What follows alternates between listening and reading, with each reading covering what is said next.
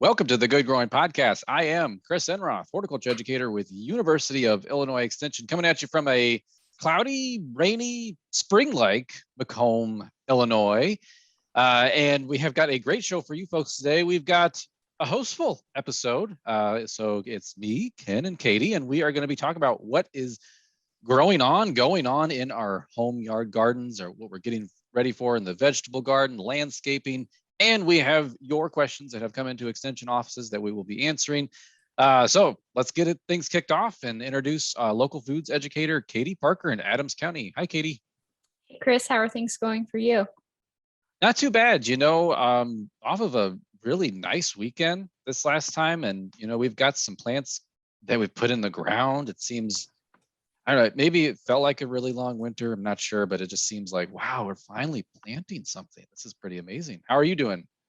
I'm doing well. Yeah, it's nice to get outside and see all the changes that are occurring with our nice weather that we have. I know I'm kind of like, should I be getting out the summer clothes yet? But I'm like, hold on. This is Illinois. We're in the Midwest. It could snow tomorrow. So, you have to keep that in mind. I have to always remember that. Right. Yeah. And I know our resident Viking here, Ken Johnson, horticulture educator, who probably could maybe stand for a little bit more cooler weather. Welcome to the podcast, Ken. Thank you. I had to put sunscreen on yesterday. I'm not too excited about that. Yep. That beard's gonna be the next thing to go, right? Yeah, it's gonna start getting too hot for a beard here soon. So I have to trim it down. My mom will be happy. You could just put it in a ponytail. I could do that too. Maybe I'll shave it live on camera during a podcast or something. You should do that for the next one with Dennis Bowman, our boss, and just mid-podcast, just start shaving while he's talking. I think that would be a good episode. I think maybe the last episode. So For Ken, at least. For Ken. Dennis, I don't know what he's up to. I don't know. He must Don't listen to past podcasts. Yeah. Well, Ken and Katie, what has been going on in your home gardens this time of year? I mean, I will say for myself, we planted out our broccoli this weekend. We planted spinach starts. We planted lettuce starts. And then I seeded some more spinach, turnips, beets, even seeded some carrots in a pot that my child then overturned. And so no carrots this year, I suppose. But yeah, Katie, are you planting anything in the vegetable garden this year?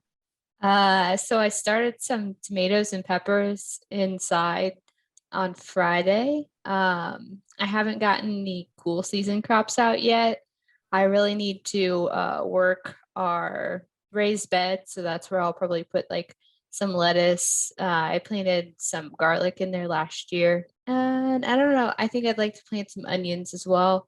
But I need to work that. So I've kind of been a lazy composter this year. It's just off the side of our deck. And so I've been dumping our compost stuff into that flower bed. So I really need to mix it up and get that incorporated before I can get some planting done. I've let a lot of my stuff. So we did a lot of arborist wood chips last year, first year in our house. So we were kind of just establishing beds. And I dug down, and a lot of those wood chips have already decomposed. I'd say we put on like 4 inches worth.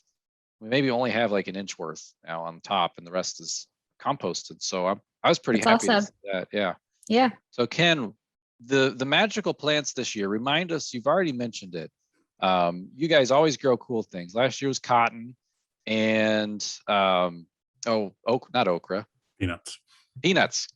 Cotton and peanuts. Okra and cotton look very similar flower wise. So okay. But what's this year? Peanuts and cotton are making a comeback this year. So we've got those started. We started those late February. So I've already potted those up into larger cells. I did that this weekend. We are also doing marshmallow. So those have planted those early March, and then rice. Since that's like 150 days, the type we have to harvest, I started those again in late February, early March, and they already got too big for our grow rack. So I put that in a pot, and I've saved some seeds. So we're probably going to start some here, probably mid-April or so, to transplant outside, just because they grew so big so fast.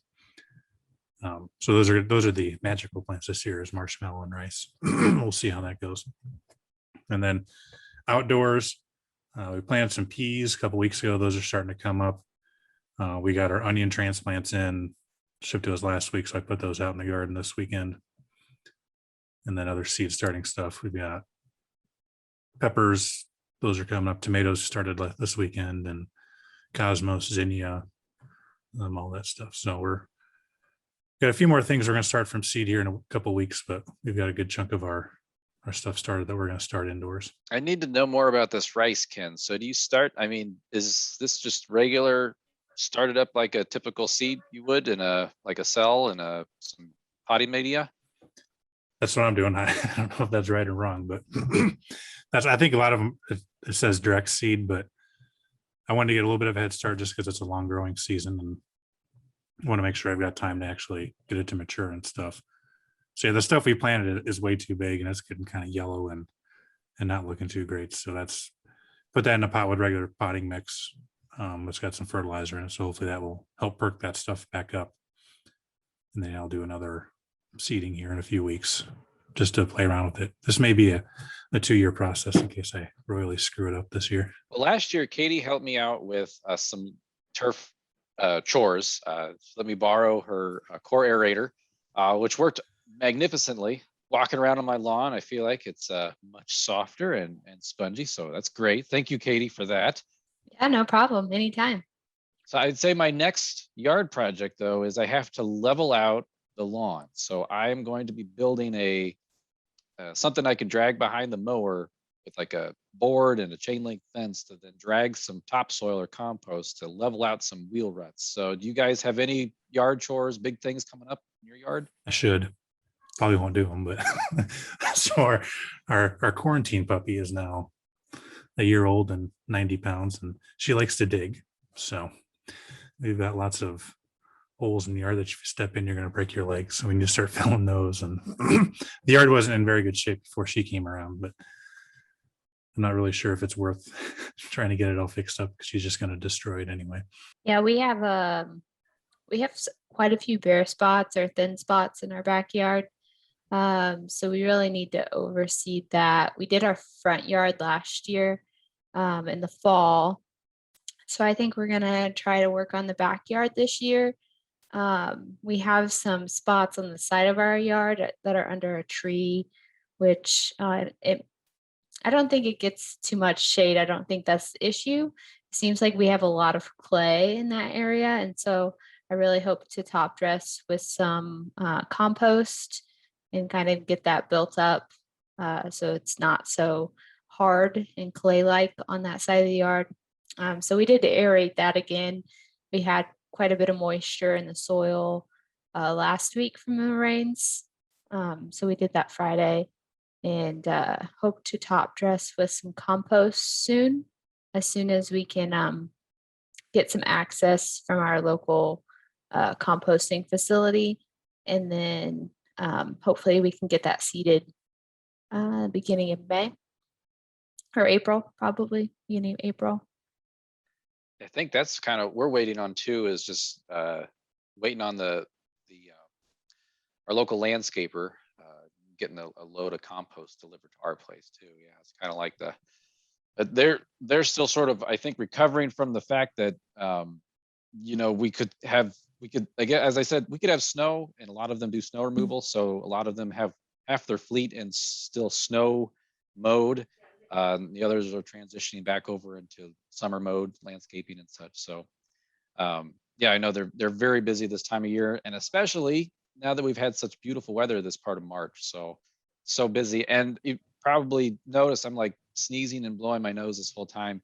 I have allergies like crazy. I've never had them this early this year. So I don't know, guys, what is blooming right now in your neck of the woods? So, and in our yard, some of our maples are starting to bloom.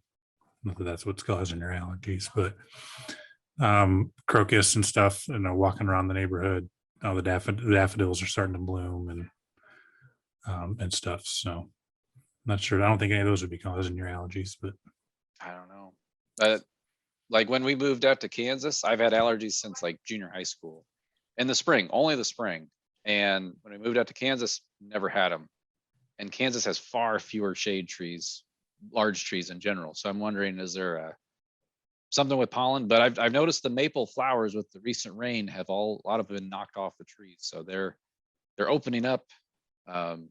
And our forsythia in our backyard is blooming right now that I've noticed. So Katie, how about in the Adams County, Quincy area? Yeah, all I've really seen is our maple trees and our spring bulbs. Our daffodils really started blooming this week. And then I've seen some, we were walking in my parents' yard yesterday and my mom had crocuses blooming as well. there are hazelnuts blooming, which is kind of a cool little, really small little red, looks like little red tendrils coming out of the branches. Yeah, there's something that's triggering. And I visited my parents in Quincy, and then that was Sunday, and I just remember like my eyes were itching, my throat was itching. I'm like, I just kept eating food because it feels good to swallow when you have like an itchy throat. I paid for it later that night, indigestion. So Maybe it's mold. yes, could be mold, because those things also bloom and have a seasonality to them. So And it's been nice and moist, so Right. Yep. releasing spores. yeah. So kind of speaking on the idea of lawn care, and I know we're going to get into this a little bit later with some of our questions. Katie, you wrote an article last week about lawn care. And so, I mean, in terms of where we're at right now, should we be getting out right now and throwing down the grass seed? I mean, maybe right now when this comes out, it would be a better time frame. But I mean, we're talking about first week of March, people were doing this stuff. Right. I would say definitely the first week of March was a little too early to be doing a lot of our lawn maintenance. I would probably start to wait until the beginning of April to get that started, especially with things like your seeding your lawns. I also discussed like fertilizer use on our lawns. That's something a lot of people think of doing in the spring. But it's one of those things where we want that lush green lawn. And so we apply those fertilizers and we see that. But what we're really doing is we're kind of hurting ourselves for later in the season. So we're pretty much spoon feeding those plants and we're not allowing them to become more durable. So they're not growing the roots down quite as deep as we would like them to. So once we get to like June, July, when we start to dry out, those plants aren't going to be able to survive quite as well because they don't have that deep root system. So if you can hold off for a bit, a lot of times I think in our subdivisions or around well manicured areas, it's kind of a competition, like who can have the best looking yard or who can get their yard green quicker. That's a good achievement, but if you can hold off on it, it might help you out in the long run. Yeah, unfortunately, I'm the only one in my neighborhood in the dandelion competition club. I'm trying to get the most dandelions in my yard. I'm winning, but I don't think anyone else is competing with me. So I'll compete with you. there you go. There You'll you go. always be number one. Number one, Dandelions and dandelion. creeping Charlie. Oh, yeah. I don't mind creeping Charlie as long as I can mow it. But I will say I was looking up some lawn seed, and if you want more of the flower mixture, they have bred pink dandelions, and so that is my next thing I want to try is pink blooming dandelions. I saw some of those in seed catalogs. I thought about getting some. It didn't make the cut this year. No. Next year. Get some Next pink year. blooming dandelions. And, all right. So Ken, you had mentioned that you've started tomato seeds. I usually wait till like the first week of April to start my tomatoes. And then usually I'll plant them out by that first or second week of May. So it always happens though. I get these like thin, leggy seedlings. Do either of you have any tips for me on my tomatoes? That's because they're like stretch and they're like bend over and then they're intertwining with each other. What can I do to get like stronger, thicker tomato stems? Lots of light. Light is your friend. The more light you have, in general, the shorter they'll be, and then you'll have those thicker stems. A lot of times when you get those spindly plants, because you don't have enough light and they're kind of stretching for it. If they're getting intertwined, I'd assume you do this, you probably thin them out. When I plant my tomato seeds, I usually put 2 or 3 seeds, depending on how many seeds I have, 2 or 3 seeds per cell, just so I make sure I have at least one in every one. And then I'll go through, typically when they start getting their first true leaves, I'll go in and thin those out to the one I like the most. So that's kind of how I do it. And then if they do get long and spindly, you can always plant them in a trench. They're one of those few plants where you can plant deeper than they were growing in their container, because they'll form roots along that stem. And that's a good way to get a nice big root system on them too. Okay. I will have to look at my supplemental lighting system. So I like peeked under there earlier in the week, and I noticed I have just a shop light, nothing fancy. There's 2 tubes in there. One of the tubes is dimly lit. And so maybe that could be my problem. I need to replace my bulbs. Yeah, I've got some that I've used for a couple of years now, and I probably need to replace them because they're getting compared to the new bulbs, those old ones are pretty dim. You don't necessarily notice it if they're all kind of the same age, but when you compare them to a brand new bulb, it's pretty noticeable how much more dim they are. Bite the bullet and get LEDs. Good.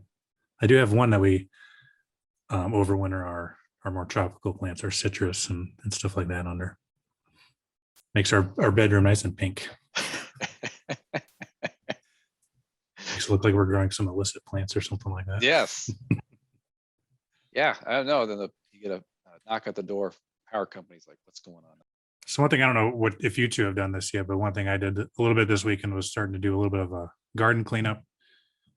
Still left all kind of those leaves in place in my ornamental beds, but some of like my cone flowers and stuff, I started cutting back those seed heads that I had left kind of sit during the winter for that winter interest and the seeds for the birds and stuff. Because when I was out, I think it was last weekend, noticed some bees kind of buzzing around the flower stalks. I think maybe they were looking for somewhere to nest. So I cut back some of those flower stalks left, foot 18 inches behind. So some of that stuff can nest in it. So you guys done any cleanup yet in your beds yet? So I'll say, Ken, the few things that I have done so far this spring is I've raked up some extra mulch and kind of moved it around a little bit, because I've mentioned this before in the show and earlier. We had excess mulch on our old, brand new perennial bed that we made. So places where it's kind of composted down, we're very thin, I've kind of shifted things around a bit. But otherwise, my wife, she keeps saying like, we need to go get plants. We need to plant stuff. And I'm like, no, it's only March. Stop. Don't tempt me. So, trying to stay as far away as I can from the hand pruners. But one thing I did do is I did do some pruning on an oak tree last week, because usually you want to do that while they're dormant. And it's a little late, but it kind of got away from me this year. But I was like, it's still dormant, I can still prune it. So I pruned off of some lower limbs on a pin oak, just with a handsaw and loppers. Nothing serious, nothing requiring like the use of a cherry picker and a chainsaw. So it's pretty light pruning for me. So some pruning, some moving around, some mulch, but yeah, that's about it. Because last show, Ken, you're like, leave everything alone. The bees, you must save those overwintering bees and your ornamental grasses. So I'm going to wait until I see that regrowth occur, probably later on in April, I would think, maybe May. Yeah, a few of my bunches, I saw some green growth, so I cut a few of those back. I still left, some of that at the bottom, but some of mine were starting to green up already. Right. The growing degree days I've checked before the show, we were talking about it, and we're still kind of on track for where we normally are. So our soil temperature right now, or it was yesterday before the rain, was 45 degrees Fahrenheit. So that seems to be tracking pretty well with where we typically are. Yeah, so we've started a little bit of lawn cleanup. We trimmed one of our trees because it was not doing well. It had quite a few branches that were crossing. So we helped it out there. We also have a pin oak in our backyard who never lost its leaves last fall. And then our neighbor has the same issue. So we've been getting some leaf dropping this spring. So I've been trying to clean that up because we're to the, I guess, all the leaves blow into our yard. So it's just like a mess. So clean that up a bit. What else do we do? We have a lot of things that are coming up. Our sedum, some mums are starting to come up. A lot of our daylilies. So it's just kind of been, I don't know, it's fun to look at. So, you just kind of move the dead plant tissue away from the base of the new growing plant. So just that, but I'm following Ken's rules too, trying to keep things in place until April timeframe. My work is done. I've convinced 2 people. You can retire now, Ken. Success story right there. Yes. Well, we also are a question and answer show. And so coming in, we have lots of questions that come into the extension office, whether it's by phone, by email, social media, lots of different avenues to get a hold of us. So Ken and Katie, if you wouldn't mind answering some of these questions over the show, please. Sounds good. Well, this first question here, this is for Ken. This comes in, someone asking about their tree fruit. They're wanting to know at this time of year, we're looking at early spring, what type of maintenance should they be doing right now for their tree fruit? They're asking, should they start fertilizing? Should they be pruning it? Should they be spraying something? What is the, what are the action items here for tree fruit in the backyard?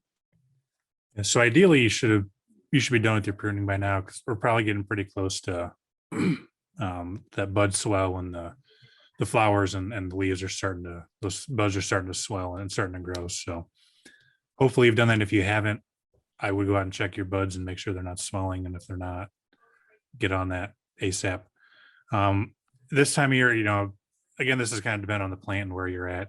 We can still do some of our dormant sprays. Again, if you don't have, leaves starting to emerge, stuff like that. So with like peach leaf curl, some of these other diseases, really the only way we can control them is with dormant sprays. Kind of same thing with apple. Some of our scale insect issues, fire blight, kind of getting on top of that. And then as those plants start to emerge from their dormancy, you get our green tips, our leaves starting to emerge and flowers and stuff. Then we're going to start picking up a lot of our disease management for those, because early spring is kind of the critical time for a lot of our diseases, making sure we're getting good coverage on those trees to prevent those diseases from getting established in our plantings and stuff. And that you may do a little bit of that insect spray to begin, and then when plants are blooming, obviously we're not spraying those for insects. But then after that, we start getting into our cover sprays for our insect and more of our as well as our diseases and stuff. We just kind of continue that throughout the year. Fertilizing, you can put down some nitrogen this time of year. As far as other nutrients, your phosphorus, potassium, I'd probably do a soil test to see if it's needed. If you're a little larger operation, typically that they do soil or leaf tissue analysis. So they sample leaves and send those off for analysis to see what the nutrient levels are like in those. You could do that as a homeowner. That may be a little bit overboard, but that would be an option. But typically, really the only thing you add is nitrogen yearly. And if you haven't done, if you've got a lot of leaves left over from last year, kind of in your home orchard, so to speak, or if you've got any mummies, any of those fruit that are still on the tree, particularly if they were diseased, you want to get all that stuff out of there so you don't have that source of disease, that inoculum for this coming year, especially those mummies.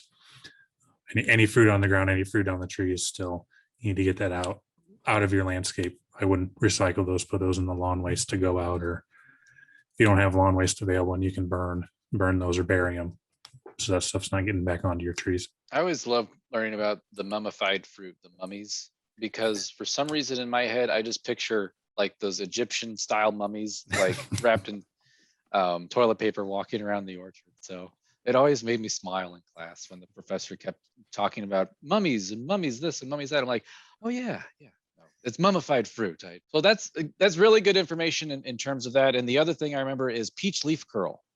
That always is a question that comes in every single late spring. And it's like, it's too late, there's not much you can do right now. It was really an early dormant oil spray to keep that Yep. from happening. Once your buds start swelling, there's nothing you can do about it. All right. Well, our next question here is for Katie. And this is about just the cute, lovable, adorable moles, and then the ugly, atrocious voles with a V. So you can tell I like moles, but not voles. A lot of questions have been coming in, and this is pretty common after winter too, about mole and vole damage.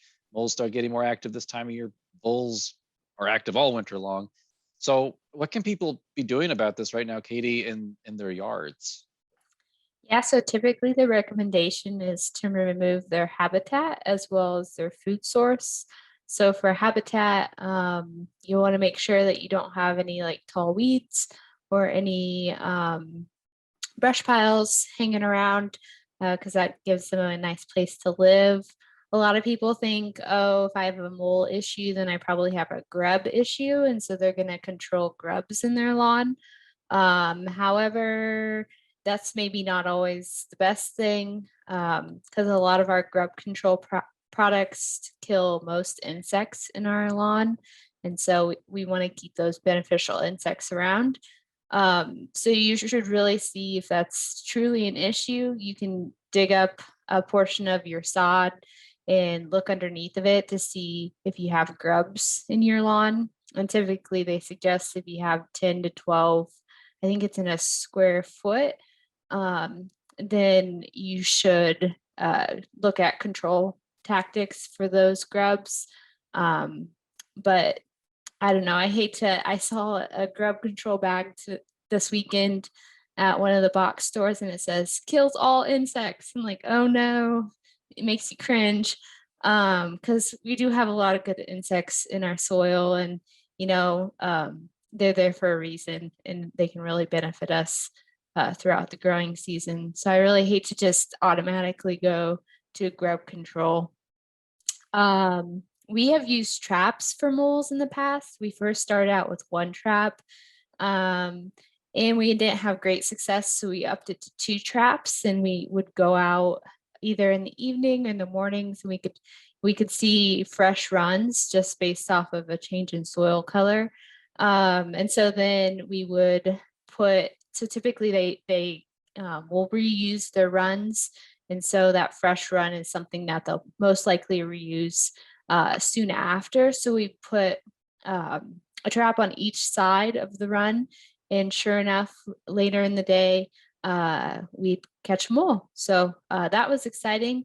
I know some people say like after excessive trap use that the moles will get used to it, but we caught 6 moles last year. And so that, I don't know, we had good luck with it. One thing I did find out too is when you're setting your traps, wear gloves. We were at first just setting it, but they do say that moles can smell our scent.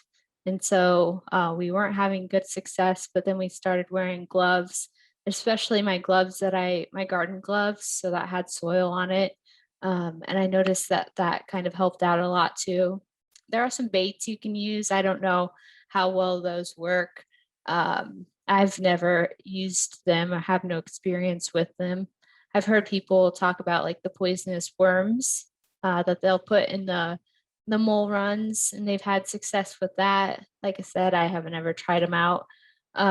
Moles are pretty smart though, I think. So after over time, after use of some of these things, I do think they get used to it. Like I said, removing habitat, so like keeping your grass cut shorter, that allows for birds of prey or snakes to be able to see voles, and so that way they can go and harvest those voles to keep them, keep the populations down. I've noticed too that cats really help in this. So my mom has issues with moles and voles, and their cats have gotten 2 voles within the past 2 weeks. So they're doing a great job at controlling that population as well. My cat brought us a couple voles as well, and you can tell they have the shorter tail on them. They're mouse-like. Yeah. Yeah. So there's a debate between domestic and cats outside with wildlife, but I think one of the reasons why we domesticated them was rodent control, and they can play a role in that. And snakes are out. I saw one the other day, yesterday actually. So yeah, good sized black snake. They're out. So yeah, snakes are your friend. Yeah. Did you see the recent flyer that Extension put out about snakes? Yes. Oh, so Can't support that one. our very talented graphic designer, Matt Wiley, there's an article about Snake Den Road, I think it is, down in Southern Illinois. They close it every year so the migrating reptiles can move across to their summer habitat. And Matt Wiley put flying snakes on it's this guy, and he looks shocked, and there's snakes flying over his head. So, because they're migrating, they're moving. So, flying snake sounds terrifying. Yeah, I want to go see that migration sometime. I think that'd be cool to see. If anybody is into social media, you can follow, I think it's Chris Evans. He's our forester down in Southern Illinois, Extension Forester. You can follow Illinois Forestry, I think, on Facebook. Another good one is Chris Benda. He's works at Carbondale, SIUC. He's a botany instructor down there, so he posts a lot of photos of Snake Den Road. Oh, and there is an article on snakes on the Naturalist News. Our producer Winnie Ferguson just put that in the chat box, so you can do a quick Google search for Naturalist News, U of I Extension, and the most recent article is on snakes, and this is by Chris Evans. Not to be confused with Captain America. No, but Chris Evans is always a good one to have on the podcast because I always put his name in the tags, and I think people are looking for podcasts with the actor Chris Evans. Those ones do really well. All right, so I think our next episode we should do one on snakes. That'll be fun, but I'm not going to be there. Yes, let's do it. You can hold them, Ken. Sounds good. Okay. I like them. I just don't like being with them. All right, Ken, our next question is from my house. So we have a model train. It was my dad's from he was a kid that we set up in the winter, and we put it on a plywood table, which sits in the garage all summer long. So we noticed last week, I think it was, that as the table is still up in the basement, the train was still on it, and there were bees popping up random spots, but always in the basement, always near the table. And we noticed as we did more investigating, they are coming out of the wood, that plywood of that table. It's unfinished, just raw plywood. So I'm curious, Ken, I think we're working on identifying the bees. We're not quite sure what they are yet, but what should I be doing in this case with the bees coming out in my home? And can I keep this from happening? So I guess, if they're coming out in your home, you could try putting them outside. If you've got stuff blooming, that would be an option. If you've got maybe some flowers inside, try that. A lot of it, you have to find them some food somewhere, and this time of year that can be a little difficult. I guess as far as going forward, with like carpenter bees and stuff, typically one of the recommendations is painting wood. Kind of helps prevent them from getting into it. I would assume that would work for other bees too. Like you mentioned, we haven't quite figured out what they are yet. You may have to catch one and send it to me, because a lot of especially with smaller bees, those can get kind of confusing. A lot of times you got to start looking at wing venation and stuff, because some of the smaller groups, they will look very similar to one another. The different genera and even sometimes the families can get kind of muddled and stuff. So I would say probably painting that may go a long way in preventing them from emerging from that or nesting in that in the future. Okay. So I think it's due for painting because it's a model train table. So we want to do decorations and landscape stuff on it. So yeah, we might paint it like a green or maybe white, like a base white, different parts green and blue for water. Need to incorporate some bees into it now. Yes, we're Somehow. gonna have to have little prairie wildflower areas in our train set. Saying if they die on you, you could pin them and put them in there and monster That's a good one. bees. So the first one that I found did die. I put it outside in the garage. It was during that cold, rainy span of weather. I thought I have nowhere to put this thing, so I put it in the garage. I thought, well, maybe the cool weather will like slow it down. I don't know. It didn't. It died. So the others I put on a flowering kale plant that I have in the basement. So I don't think they stuck around on that. For all I know, I don't think they did. I'm sure they're probably dead in a corner somewhere. But my wife was saying, "Oh, what if they had babies in our studs of our home?" And I'm like, "No, I don't think they did." But wouldn't that be ironic? Yeah. With being inside, their timing's going to be all thrown off. So yeah, their fate's probably not looking too good. Is there the potential though, if he left them in his house, would they start like boring into other wood features? Like if you Probably had, not. There's not going to be any food in there, so they're not going to last too long. All right. Well, this next question, this is also for Ken. Ken, you got two in a row here. It's another bee question. So this question, they're asking about bees swarming around their bird feeder. And they want to get rid of the bees without harming them. And also they note they're allergic to bees. So what can they do, I guess, to safely discourage bees at the bird feeder? So I'm assuming it's like a bird feeder with bird seed. So they're probably going after like the dust and stuff from that seed. That's going to be a kind of a protein source for them early in the year. Again, we don't, this time of year, a lot of times there's kind of a dearth in that pollen and nectar and stuff. So they'll go to alternative food sources like bird seed to collect that dust. Again, to get that protein. I don't really know if there's much you can do about that. The dust isn't going to be there. There really isn't a way until things really start blooming. There's probably not much you can do. I mean, in the future, providing some early blooming plants would probably go a long way in keeping them away from that. So they have those other food sources that are going to be more desirable than that bird seed and collecting that dust and stuff. So I probably wouldn't really do much with it. They're not going to bother the birds or anything like that. And maybe the birds will eat a few for you.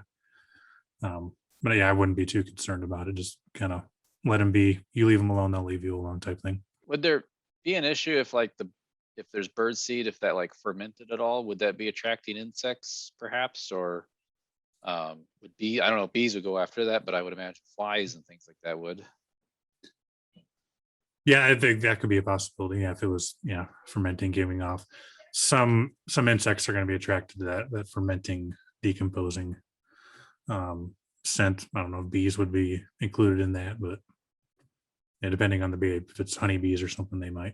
One visual that came into mind was just bird seed that's been sitting there all winter long, and it's just like maybe rotted and might be attracting some insects. And some people think that a fly is a bee. So and if it is actually bees, it'd probably be honeybees.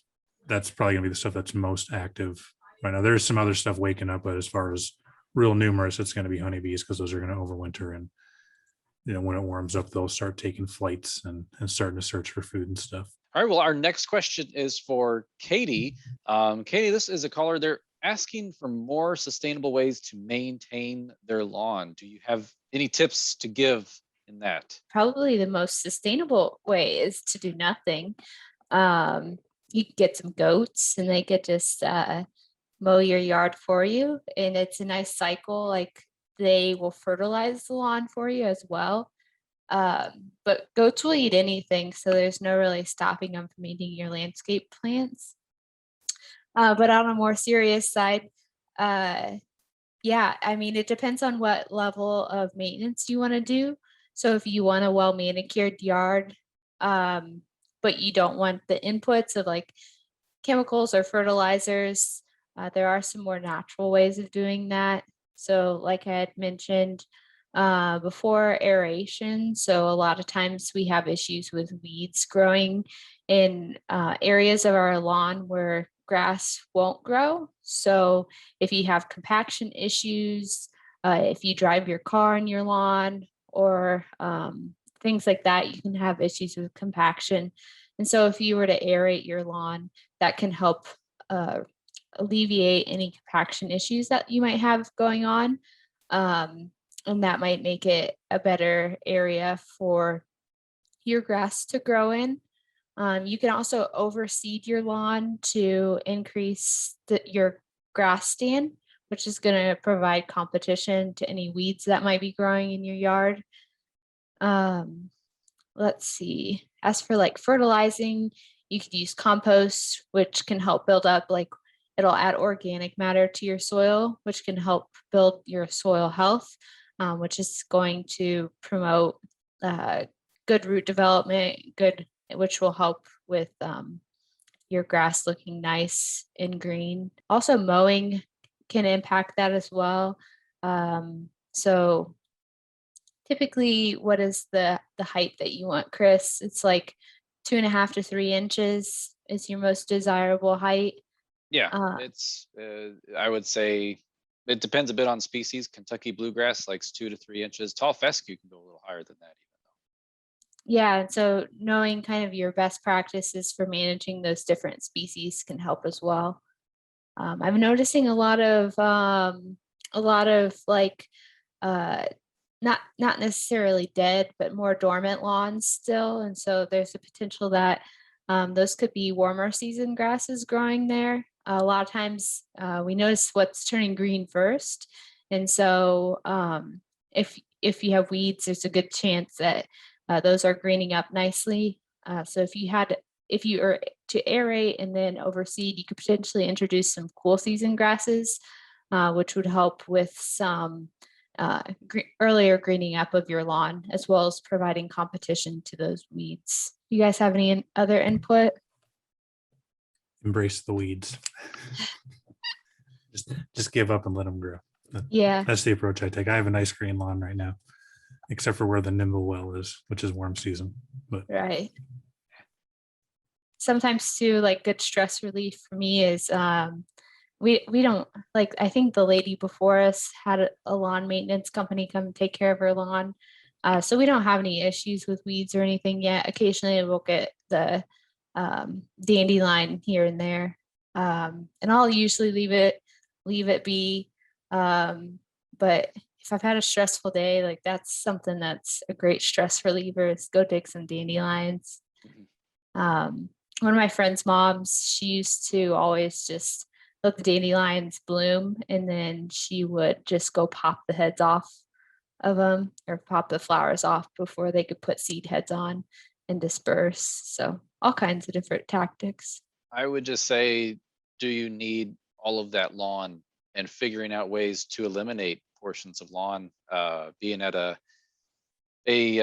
family get together over the weekend, and there was a few new houses built in that subdivision there where my sister lives, and what was once all trees, it was all forested around a lake, is all the trees are gone, and there's these large houses on these large lots, and in the in between is just turf grass. It's all turf grass. So I think doing a real self-assessment and thinking, do I want to either mow all this or pay someone to mow all this and maintain it, or can we eliminate some of this, do like a no mow lawn, prairie plot, pollinator garden, or replant some trees. So yeah, I think also just thinking about how can you eliminate some lawn would be another, just that's the route I'm seeing more of, because it looks like, this is a typical development pattern. We strip off all the trees, and we call it like Oak Hollow Road, and all the oaks are gone, and it's replaced by Kentucky bluegrass. So I love lawns. I love a good, freshly manicured lawn, but I'm also maybe hyper aware of the fact we have way too much lawn now in our subdivision, our living area. So think about that. And also on the goats, yes, we should all have a pack of goats in the backyard. or some llamas. Get some llamas. Alpacas. Mhm. They're very soft.